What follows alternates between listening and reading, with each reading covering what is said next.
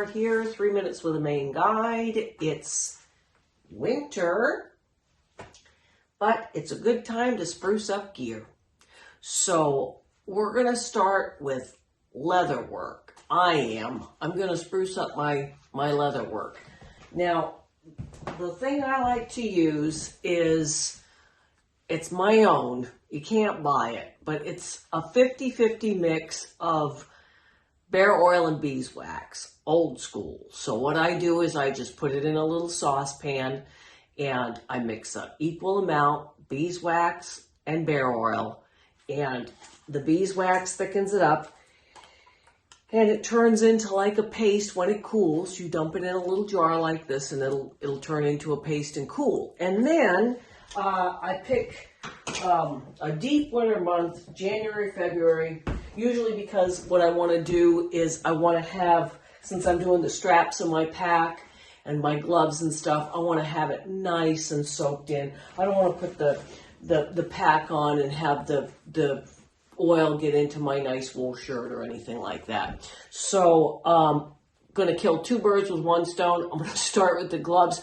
These have seen better days, but I think I can get another season out of them. So I just reach in like this, nice like that, and I'm just going to start with the gloves. They're on, so you might as well. And then this keeps your hands from getting all gross. Well, not gross. It's really nice moisturizer with that bear oil and beeswax. And I'm just going to work it into the gloves. Nice like that. You can see that. Really, it smells nice. It feels nice. I'm just going to grab another nice thing like this. Like that. And I'm going to start working it into the straps. This pack is like decades old, and one of the reasons why I think it's done so well and the straps have done so well is because I do this once a year. I work the whole, this bear oil and beeswax nice into the straps till I know they're coated. I do the inside, I do the outside. And I've only ever had one break. And I did a little patch here. This is the one that broke, and it's just, I think, a place where because of the brass buckle, it was difficult to get the mixture into there.